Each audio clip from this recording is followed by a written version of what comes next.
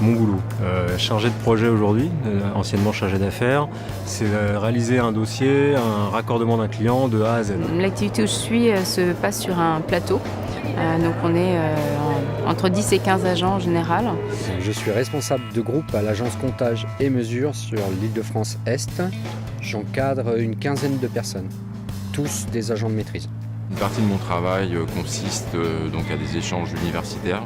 Ainsi, j'encadre par exemple un doctorant généralement. Je m'occupe de gérer en fait des contrats, alors soit pour de la rénovation, soit pour du neuf sur des centrales électriques. Je suis dans une équipe de 8 ingénieurs avec un responsable, mais très autonome. On a une belle autonomie en fait au niveau des dossiers et on nous demande aussi d'avoir une capacité de synthèse, une capacité d'analyse.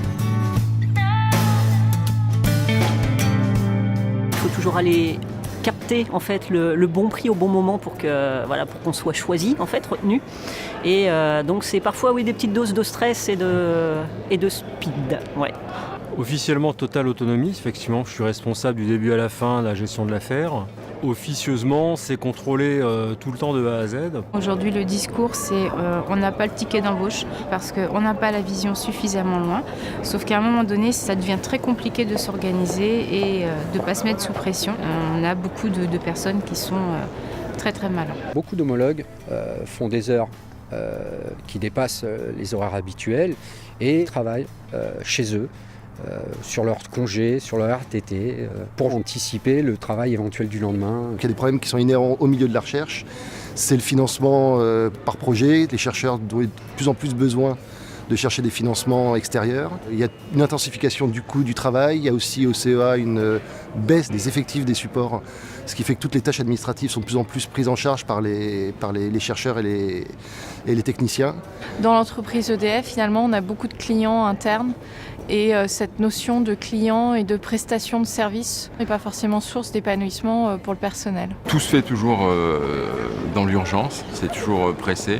On va toujours nous en demander un peu plus et si possible avec un peu moins de moyens. Ça fait 7 ou 8 ans par exemple, on n'a plus d'augmentation générale des salaires. Aujourd'hui, si on est dans une société où on a des conquis sociaux, où on peut travailler sur certaines heures, avoir des congés payés, avoir une sécurité sociale, ça c'est parce que ça a été combattu il y a 70 ans. C'est pas un homme politique qui a décidé de le faire. Il y a des hommes et des femmes qui ont su prendre position et qui ont su dire à un moment, voilà, il faut qu'on puisse vivre en harmonie.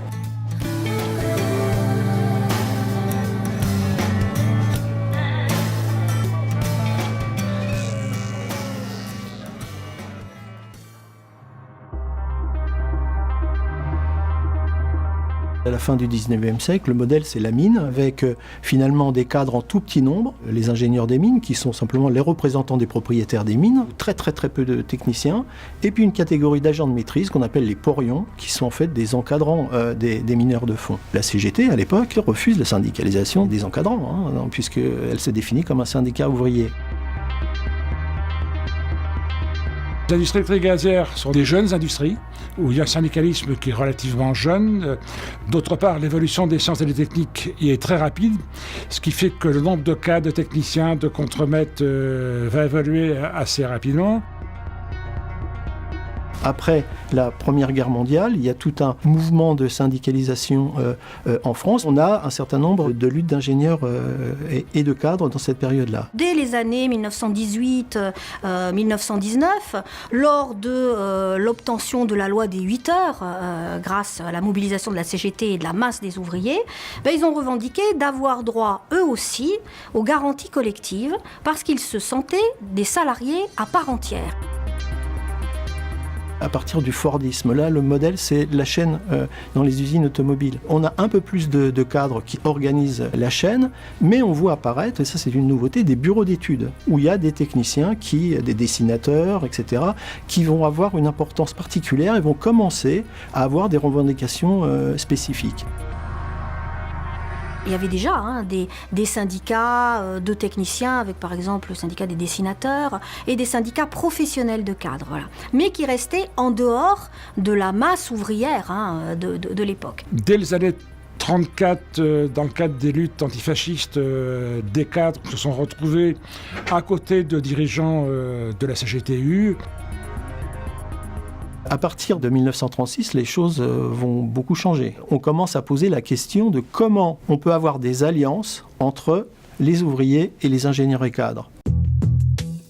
En 1937, au Congrès de Lyon, Marcel Paul et les militants ouvriers qui dirigeaient la fédération ont considéré qu'il convenait qu'il y ait un acte fort de rassemblement et de démocratie, j'insiste sur ces deux termes-là. Décision a été prise de créer un syndicalisme cadre qui s'appellera peu de temps après le GNC, Groupement National des Cadres. Et enfin, parce qu'il fallait quelqu'un qui ait la personnalité de mettre tout ça en mouvement, c'est l'élection de Marcel Paul comme secrétaire général de la fédération. Dès la sortie de la guerre, il y avait vraiment des gens qui ont voulu s'investir dans la CGT parce que ils étaient déjà investis dans la résistance et ça avait créé des liens. C'est d'ailleurs à cette époque-là que le GNC a vraiment pris son essor. La CGT marque une volonté d'accueillir des cadres parce qu'ils ont des informations, parce qu'ils construisent des projets, mais cela reste quand même très timide. On discute avec eux pour avoir un espace ressources en fait. La troisième période est la période des années 60, la massification des cadres, des techniciens, l'émergence de métiers dans le tertiaire qui prennent une importance considérable. Il y a des mutations technologiques extrêmement importantes, un besoin de qualification qui va se traduire par la création des BTS en 1951 et des DUT en 1966, qui vont construire l'identité des techniciens qui sont passés par ces formations et qui vont être recrutés en masse. Ces ingénieurs cadres et techniciens ne sont pas comme du temps de la mine, les représentants directs des propriétaires. Et ils sont finalement assez éloignés des lieux de pouvoir. Donc ils commencent à avoir un rapport salarial qui leur permet de développer des revendications spécifiques, que ce soit en matière de santé, de salaire, de reconnaissance des qualifications.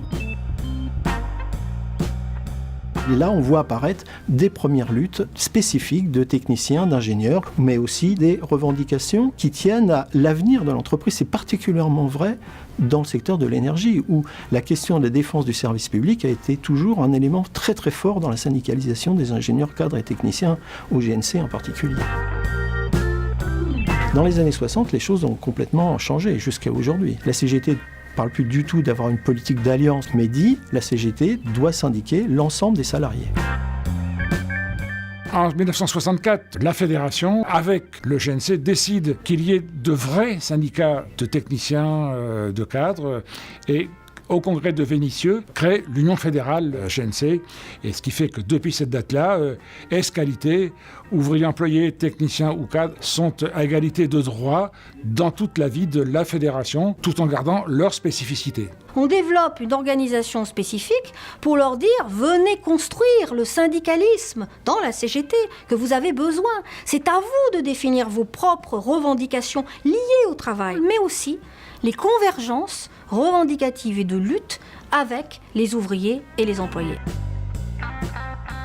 On a vu l'éruption de ces techniciens dans les grandes luttes de 68, ce qui a conduit d'ailleurs la CGT de passer de l'UGIC, l'Union Générale des Ingénieurs Cadres, à l'UGICT avec le T de technicien, et où ces techniciens ont montré qu'ils avaient des préoccupations et des aspirations qui se rapprochaient des cadres.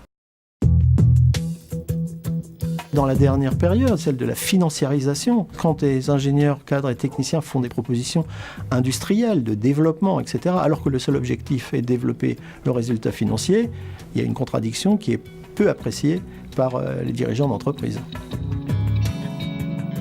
Il y a des ouvriers, notamment les opérateurs dans la métallurgie, ils sont très qualifiés, très pointus même sur leur métier. C'est pas une conception élitiste que nous avons, ni complètement irréelle, mais on parle de salariés qualifiés à responsabilité et à responsabilité d'impact sur autrui, sur la pérennité même des entreprises ou sur la transformation même des cœurs de métier et sur l'environnement. Il faut donc aujourd'hui voir comment on élargit le périmètre du statut cadre à l'ensemble des salariés qualifiés à responsabilité. Le MEDEF, comme parfois certaines organisations syndicales, veulent au contraire restreindre ce périmètre et estiment qu'aujourd'hui, la notion et la définition du cadre et pour bénéficier des garanties particulières doit se réduire à de très hauts cadres dirigeants.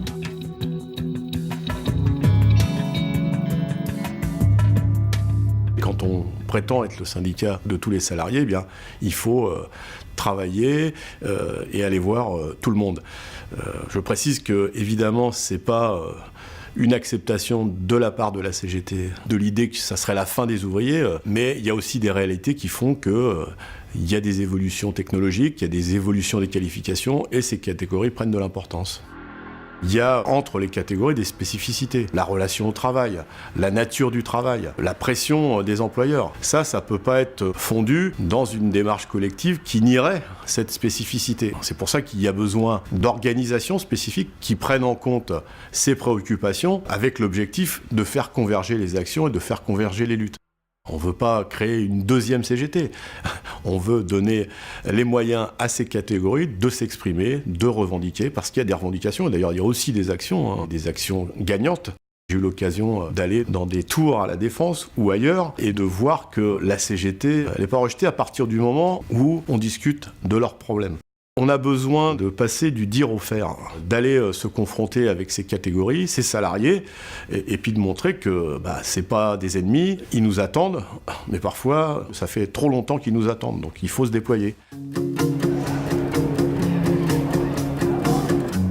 Il y a une écoute au niveau du syndicat, ça permet de faire remonter les problématiques. C'est pas forcément le manager de proximité qui a les moyens pour répondre finalement aux attentes des agents. Les chercheurs, ce sont des gens qui ont l'habitude de régler leurs problèmes entre eux. Il n'y a pas de prise de conscience que le travail collectif peut améliorer les choses. Si on va vers eux et qu'ils voient qu'on peut faire avancer les choses de manière collective, ils viendront vers nous.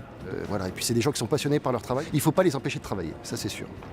Qu'on soit plusieurs, pas forcément que des anciens, qui le connaissent, qui sont leurs collègues, qui se mobilisent. Ils se sont dit, voilà, ce sont des personnes qui me ressemblent et qui défendent finalement des choses qui ne sont pas si éloignées de ce que je crois. C'est pas parce qu'on a une carte qu'on est automatiquement marqué au fer rouge dans le dos et que la carrière professionnelle est stoppée. L'UFICT a évidemment sa place. Il faut continuer sur la communication, il faut continuer à être proche, il faut continuer à avoir des idées intelligentes comme le colloque des managers. Ça, c'est une vraie bonne idée. Il y a, dans les autres OS, on ne le voit pas.